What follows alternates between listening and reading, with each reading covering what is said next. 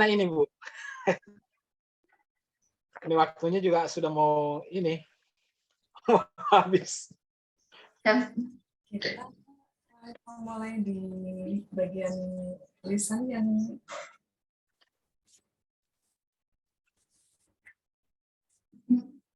ujian kompre yang lisan, Pak. Ya. Yang ujian kompre yang bagian lisan. Yang pengetahuan? Iya boleh, pengetahuan saja dulu.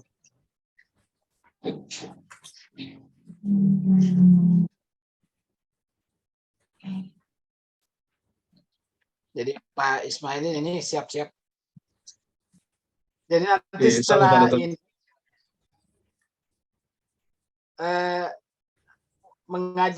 mengajarnya jam berapa Bu kita anukan untuk RVP 2 itu, karena kita mau menilai. Jam apanya Pak Dokter? Jam mengajarnya. Saya mengajar jam pertama Pak Dokter biasanya, tapi karena saya sudah ambil surat izin, jadi saya tidak istirahat dulu untuk sementara. Tapi tadi saya pergi video di sekolah dekat rumah Pak Dokter. Karena insya Allah saya PPL di sana, bukan di sekolah yang saya tempati mengajar. Karena kemarin kita di waktu pertama pertemuan, sempat ada teman yang bertanya bahwa apakah PPL harus di sekolah asal. Dikatakan sama pengelola bahwa tidak mesti, silakan pilih sendiri sekolah yang terdekat. Oh iya iya. Dan alhamdulillah tadi Pak Dokter saya sudah ambil video untuk mengajar khusus untuk RPP 2 dan saya sudah upload tadi di LMS linknya Pak Dokter. Oke. Jadi ini kan kita pelajarannya adalah bahasa Arab. Beda dengan bahasa yang pelajarannya lain. Jadi saya hanya konfirmasi pelajaran bahasa Arab ini bagaimana menurut Pak Ismail? Kalau bahasa Arab itu Pak Dokter, kalau menurut saya terkadang ada juga materi yang susah, tapi insya Allah kita belajar terus. Karena mau Pak Dokter, saya latar belakangnya dari madrasah bukan dari pesantren, jadi biasa kalau materinya kalau materinya agak tinggi biasa anunya di sana, kesulitannya di sana Pak Dokter. Latar pendidikannya di SD, MI atau? Kalau saya di SD negeri Pak Dokter, kemudian di Madrasah Sanawiyah, kemudian lanjut di Madrasah Aliyah, kemudian di Stain Parepare yang sekarang ya IN Parepare Pak Dokter ambil jurusan bahasa Arab. Oh, Sanawiyahnya itu di mana? Di Sanawiyah Amparita Pak Dokter. Oh, bukan di pesantren. Di kampung Pak Dokter. Oh iya.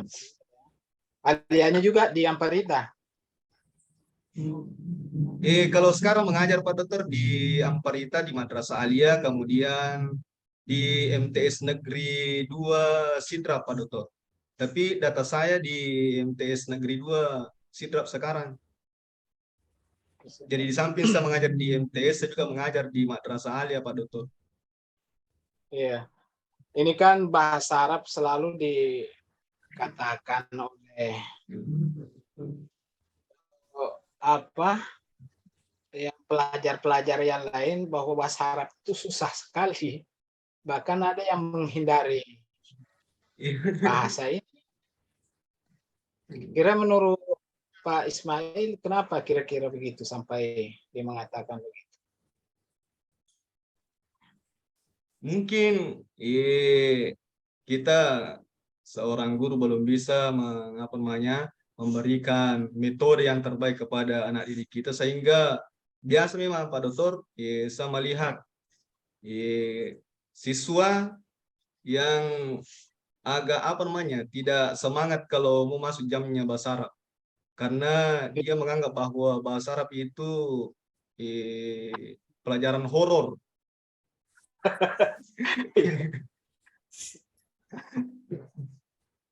Iya. Karena keterbatasan Pelajaran. juga pada materi ya, jadi akhirnya ya dipermantap anunya medianya Pak Dokter Iya. sebagai penunjang.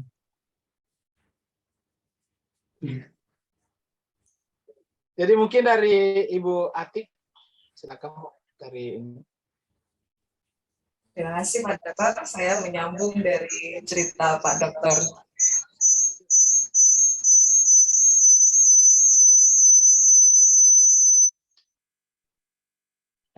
Kalau tadi ada kesan dari Ustadz Ismail bahwa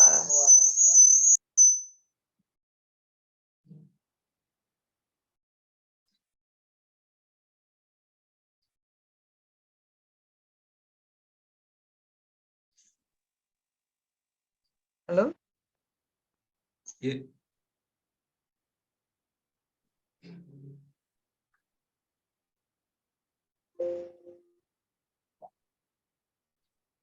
Ya, ya, kalau kemudian ada kesan bahwa bahasa Arab horor, gitu ya. Terus kalau Ustadz Ismail melihat kompetensi dasar yang ditetapkan oleh pemerintah itu tinggi atau tidak, terus cara menyesuaikannya di lapangan gimana? jadi selama saya jadi apa namanya mengajar, Ibu saya mengajar 2010, mulai 2010, mulai dari KTSP, kemudian masuk di K13 revisi, sekarang K22. Saya melihat semakin hari materi semakin apa namanya semakin tinggi. Jadi kalau dulu KTSP misalnya kalau kita belajar apa namanya mufradat lengkap dengan terjemahannya. Tapi kalau sekarang kan itu anak-anak susah mencari. Kalau memang tidak didampingi luar biasa kesulitannya kalau tidak didampingi anak sekarang, apalagi kalau tingkat-tingkat aliyah kelas 1, kelas 10, 11, 12, artinya mufradat itu tidak dengan terjemahannya, beda dengan kalau KTSP yang lalu. Jadi kita juga guru selalu berpikir bagaimana caranya supaya anak bisa paham, salah satu di antaranya menggunakan media-media yang bisa kita lakukan seperti yang kita sekarang.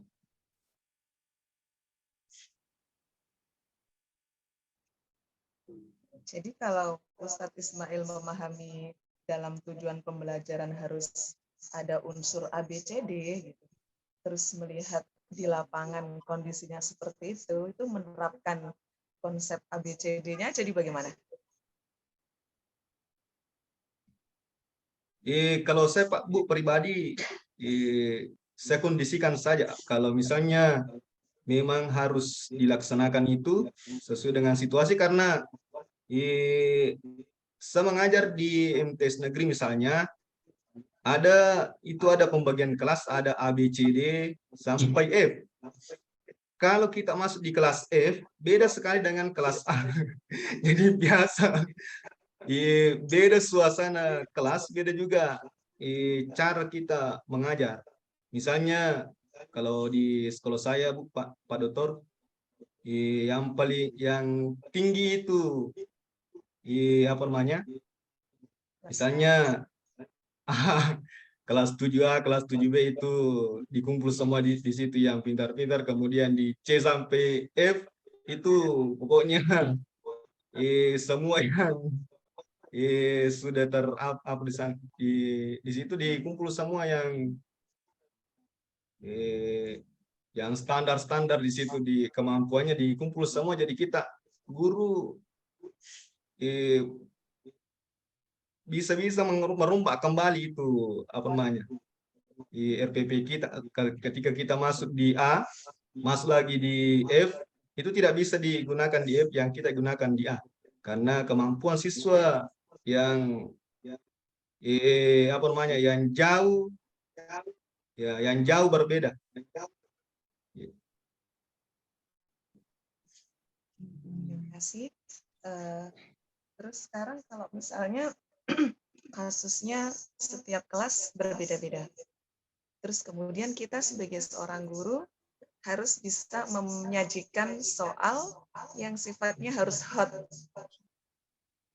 Jadi mau bikin hot ini bagaimana? Kriteria soalnya jadi seperti apa? Jangan kemudian ada persepsi bahwa oh enggak, soal bahasa Arab itu baru perintahnya aja udah bikin pusing, berarti sudah hot. Nah, apakah seperti itu? Ya, jadi bagaimana kalau Ustadz Ismail menanggapi ini soal hot ini? Bagaimana cara bikinnya? Apalagi harus nggak mungkin dong kelas A kemudian soalnya dibikin sama dengan soal F atau praktek di lapangannya seperti apa? Betul sekali yang Ibu katakan bahwa soal hot misalnya yang di kelas A tidak mungkin kita pakai di hot kelas F, utamanya itu kalau uji ulangan harian ataukah ujian ujian tulis. Ya, artinya bisa saja biasa-biasa di A bisa jadi hot di kelas F. Jadi kita lihat perkembangan siswa kita, apakah misalnya mampu untuk apa namanya kan sia-sia juga bikin soal kalau tidak bisa dijawab oleh anak. Artinya HOTS itu menurut saya tergantung peserta didik.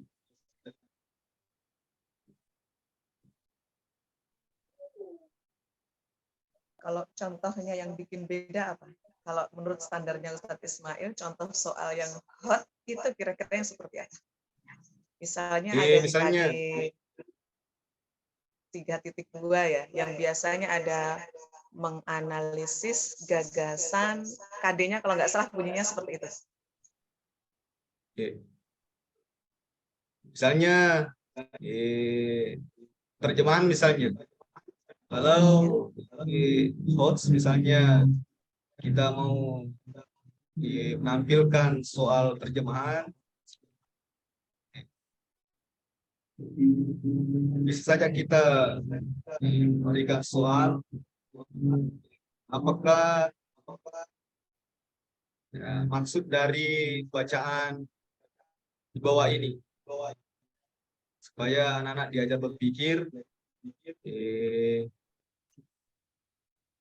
atau lagi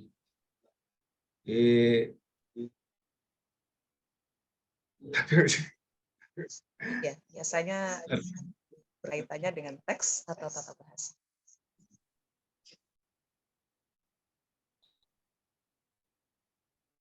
Ini mungkin dari saya, Bu. Ya, syukur. Dilanjutkan sama Pak Dokter. Sudah mengatakan bahwa bahasa Arab itu apa namanya dianggap huruf. Nah, bagaimana caranya Pak Ismail untuk menghilangkan horor itu? Padahal bahasa Arab itu ilmu pasti, tidak seperti pelajaran lain. Tapi bisa diulangi Pak Dokter? Tidak. Ya. Bisa diulangi Pak Ya, Dokter? Tidak akan. Pelajaran bahasa Arab tadi dibilang horor karena materinya tinggi-tinggi. Padahal bahasa Arab itu kan pelajaran ilmu pasti. Nah, bagaimana caranya Pak Ismail supaya tidak hilang kata-kata horor itu dalam pembelajaran bahasa Arab? Sebenarnya ya, jadi yang pertama Dokter yang biasa saya lakukan ya menciptakan suasana yang akrab dengan siswa, kemudian ya kita berikan motivasi betapa pentingnya belajar bahasa Arab misalnya, ya kemudian kita membuat metode-metode yang bisa kekinian, ya metode pembelajaran menggunakan TV misalnya kalau ada, ya atau LCD, ya seperti yang saya gunakan tadi. Saya pakai TV karena ada fasilitas di sekolah, jadi kita gunakan fasilitas-fasilitas yang ada. Tapi kadang juga ada sekolah Pak Dokter, misalnya sekolah swasta yang LCD-nya cuma 2, kalau sudah dipakai guru yang 1 dan 2, kita sudah tidak dapat giliran apa namanya. Jadi ini juga bisa menjadi perhatian buat kita bahwa bagaimanapun metode kita yang kita gunakan ketika situasi tidak mendukung, kita juga tidak bisa melakukan apa-apa, berarti kita kembali lagi ke zaman bahla.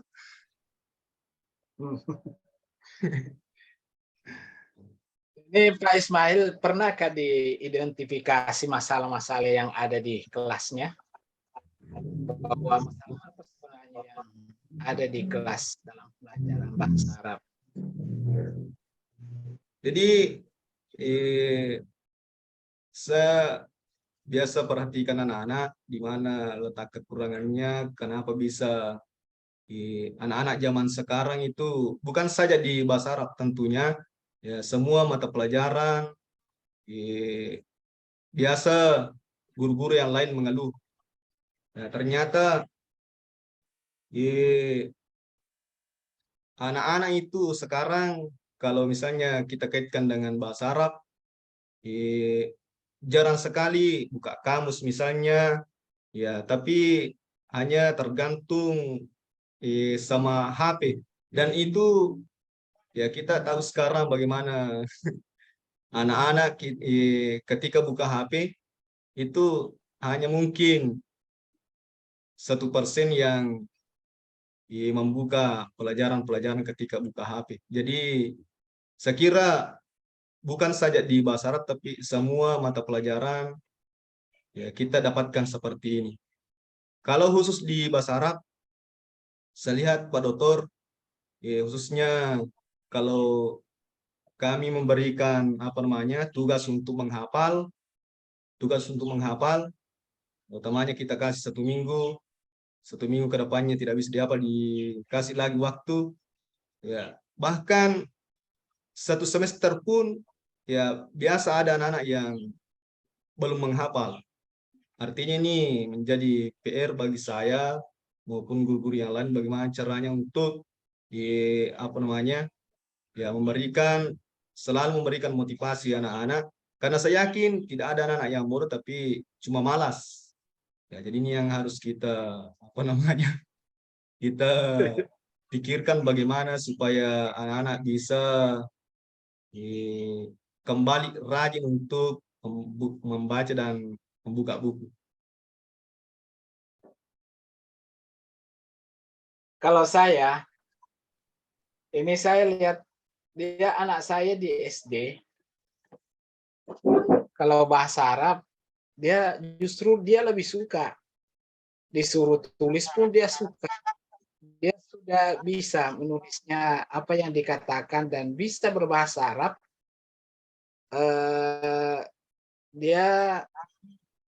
Saya memberikan apa namanya derivasi bahasa itu, bagaimana cara merubah untuk bahasa Arab, 1 kata bisa jadi 100 kata, ya 1 kata. Ternyata dia cepat, dia senang. Kalau saya kasih kata, coba buat kalimat ini, dia langsung. Jadi kalau di rumah itu dia berbahasa Arab dengan saya, dia sudah kelas 2 sekarang MPS. Nah, adiknya pun begitu, masih di kelas 6. Saya cobakan dengan ini, derivasi itu, kemudian kata-kata pertanyaan saya buatkan. Jadi dia bisa buat kalimat, dia bisa bertanya, dia bisa menjawab. Saya lihat begitu.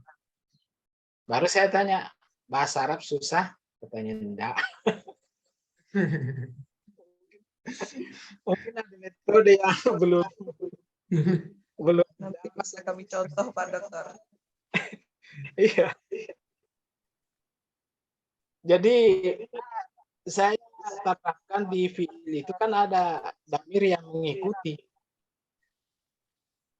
Jadi fiil madi, fiil mudhari, fiil amar, saya berikan contoh. Saya bilang satu kata saja kamu ketahui, biar kata yang lain bisa ikut. Ternyata dia bisa. Dan dia senang, katanya kalau bahasa Arab tinggal dipasangkan saja rumus ini sudah bisa. Jadi mungkin kita harus cari metode supaya kata itu hilang di masyarakat. Apalagi kan bahasa Al-Quran adalah bahasa Arab. Jadi itu yang kita utamakan. Mereka tahu. Kita tahu bahasa Al-Quran. Sekurang-kurangnya dia tahu baca dan mengerti apa makna daripada Al-Quran. Dan bisa tulis. Itu harapan kita kepada generasi yang dia ada di jenjang pendidikan. Karena terus terang yang lanjut saja di S2 ini pada waktu di tes masuk itu pada giliran bahasa Arab itu juga katanya ini kita kembali ke Iqra.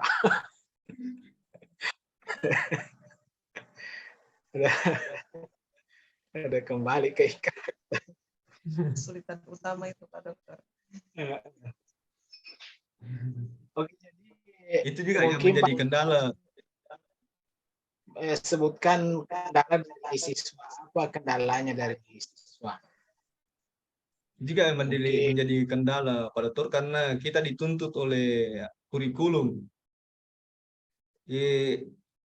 Karena saya pengalaman Pak Dokter, ada Sabina kemarin di rumah tahfiz bahasa Arab. Saya kasih mulai dari awal, artinya banyak hal yang bisa dia tahu. Karena kita kasih bagaimana itu isim, fiil, al-harf. ya, Tapi kalau misalnya sudah masuk di apa namanya, di sekolah kan kita dituntut untuk apa namanya, sesuai dengan kurikulum, sesuai dengan RPP. Artinya jarang kita keluar dari sana. Kalau misalnya anak-anak tidak bisa dasarnya, ya sampai dia tamat pun tidak bisa. Itu yang menjadi kendala buat saya Pak Dokter. Jadi bagaimana kira-kira solusinya? oh jadi sekarang kan tema tidak mesti apa namanya mesti dikejar habis, tapi kita tuntut bagaimana supaya dia paham. Jadi misalnya kalau memang materinya satu materi ini kita masih ada yang perlu dibahas, kita masih angkat itu tema yang sama. Jadi misalnya damir, kan perubahan damir banyak. Dia berbeda ketika berada di fiil. Berbeda ketika pada fiil amar. Berbeda ketika dia berada di isim daripada damir aslinya. Jadi kita kasih tahu siswa bahwa ini damir ini bentuknya kalau di fiil begini bentuknya. Dan makna-makna yang terkandung dalam fiil itu kan ada damir yang di dalamnya. Nah, tentu juga terkait dengan susunan posisi kata per kata itu yang kawaidnya. Yang menjadi ini karena mungkin siswa tidak tahu dengan istilah maf'ulun bi. Jadi mungkin kita cari kata yang lain supaya dia tidak bosan dengan kata itu. Jadi model-model perubahan kata ketika dia maf'ulun bi yang bentuknya musanna, yang bentuknya jamak bagaimana? Ya kita ini. Jadi tentu dari semua ini dari motivasi guru, bagaimana guru dan memberikan motivasi pada muridnya supaya mau belajar bahasa. Itu motivasi. Kalau belum masuk di kelas sudah lihat guru bahasa Arab, tiba lagi saatnya ini yang horor. Jadi dia mati sebelum berjuang.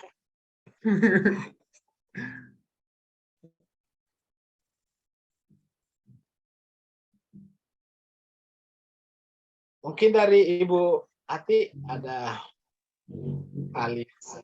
Saya satu lagi, Ustadz Ismail, Ibu. punya pengalaman menerapkan model pembelajaran apa yang kemudian ternyata membuat anak-anak yes asik terang belajar hari ini gitu ya. Jadi ceritain aja, kira-kira pernah punya pengalaman pakai model belajar yang seperti apa? Kan ngajar udah bertahun-tahun nih, jadi pasti ada satu tertentu gitu, kemudian bikin anak-anak yes sip Pak Guru belajar bahasa Arab. Nah, kira-kira pas menerapkan apa tuh? Saya ingat Bu, waktu kalau tidak salah 2016 saya pertama pakai PowerPoint, ya kemudian saya gunakan game. Itu anak-anak suka sekali karena mungkin baru pertama melihat yang namanya LCD, kemudian langsung diberikan pakai PowerPoint, gambar bergerak, kemudian diakhiri dengan game.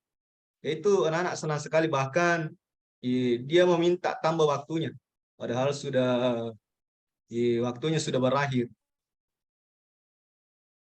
Tapi kalau misalnya kita menonton pakai terus apa namanya PPT, ya, anak-anak sudah bosan kayaknya karena sudah masih banyak hal-hal yang menarik yang telah dia temukan daripada yang seperti itu. Ya akhirnya kita apa namanya menggunakan lagi sistem, ya saya sudah bikin ya waktu apa namanya waktu corona di sistem daring, ya saya kirimkan link, kemudian di apa namanya diinstal di HP-nya, ya aplikasi, ya di sana saya apa namanya dimasukkan beberapa materi, ya kemudian bisa belajar secara mandiri dan hasilnya alhamdulillah lumayan apa namanya ya lumayan bagus nilainya anak-anak, ya karena mungkin mereka lagi menemukan hal baru sehingga ya tertarik untuk selalu membuka itu aplikasi.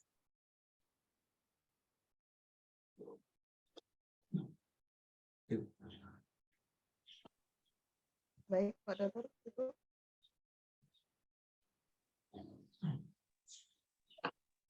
Saya kira untuk materi ini kita berpindah lagi ke ini.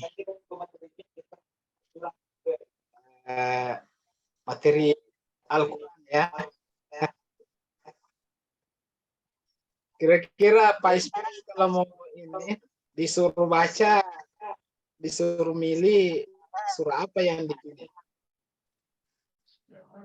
Disuruh baca Al-Quran. Kalau saya Pak Dokter, kalau disuruh memilih saya lebih suka surah Maryam. Maryam. Iya, karena biasa banyak orang yang tidak bisa baca surah Maryam utamanya ayat pertama. Nah,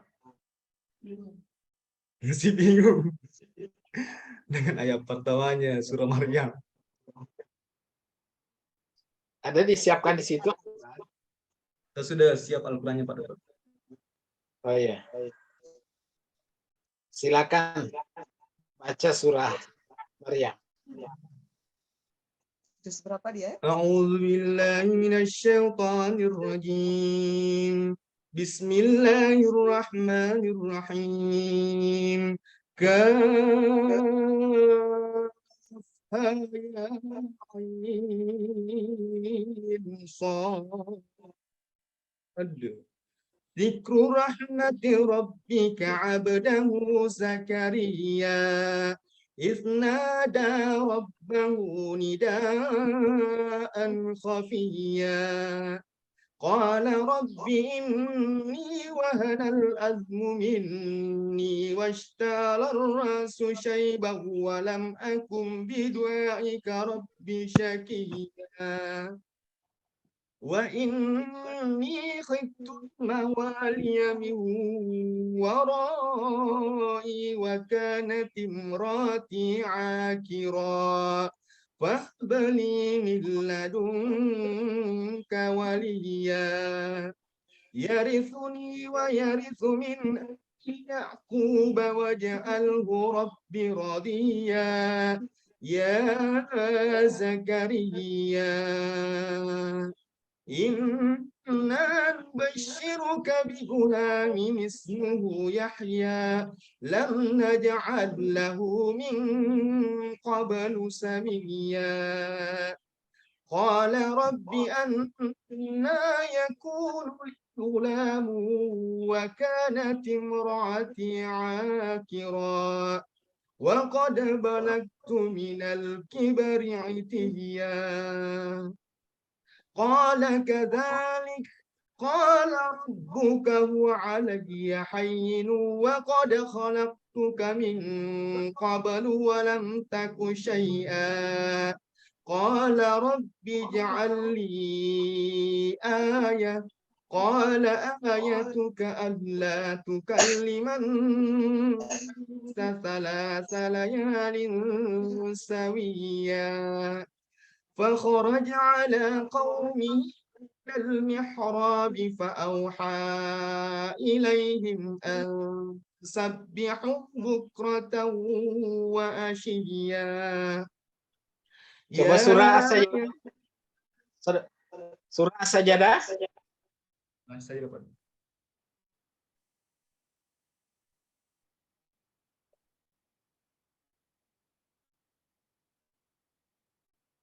Biasa jadi imam.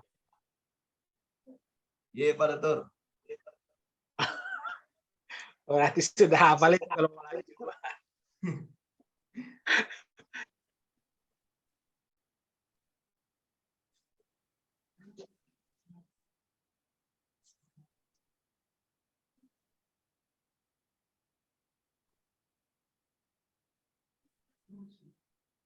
أعوذ بالله من الشيطان الرجيم بسم الله الرحمن الرحيم ألف لام ميم. تنزيل الكتاب لا ريب فيه من رب العالمين أم يقولون افتراه بل هو الحق لتنذر قوما ما أتاهم من نذير من قبلك لعلهم يهتدون الله الذي خلق السماوات والأرض وما بينهما في 6 أيام ثم استوى على العرش ما لكم من دونه من ولي ولا شفيع فلا تتذكرون يدبر من السماء الأرض ثم يعرج إليه في يوم كان مقداره 1000 سنة مما تعدون ذلك عالم الغيب والشهادة العزيز الرحيم الذي أحسن كل شيء خلقه وبدأ خلق الإنسان من طين ثم جعل نسله من سلالة من ماء مهين ثم سواه ونفخ فيه من روحه وجعل لكم السمع والبصر والأفئدة قليلا ما تشكرون وقالوا إذا ضللنا في الأرض أئنا لفي خلق جديد بل هم بلقاء ربهم كافرون قل يتوفاكم ملك الموت الذي وكل بكم ثم إلى ربكم ترجعون ولو ترى إذ المجرمون كسوا رؤوسهم عند ربهم ربنا أبصرنا وسمعنا فارجعنا نعمل صالحا إن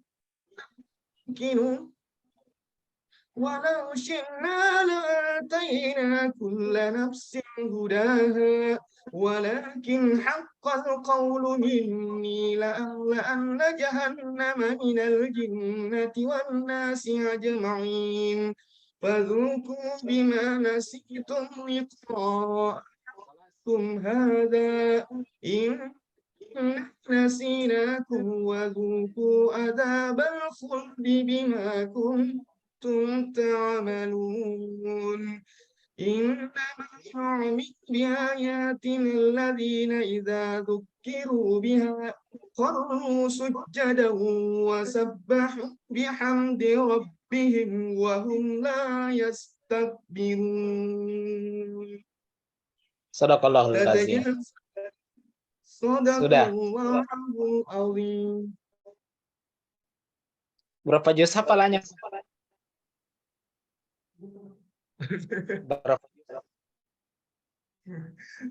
Tidak. Bukan habis Pak Dokter. 13 Tapi juz, insyaallah. Ada yang dihafal?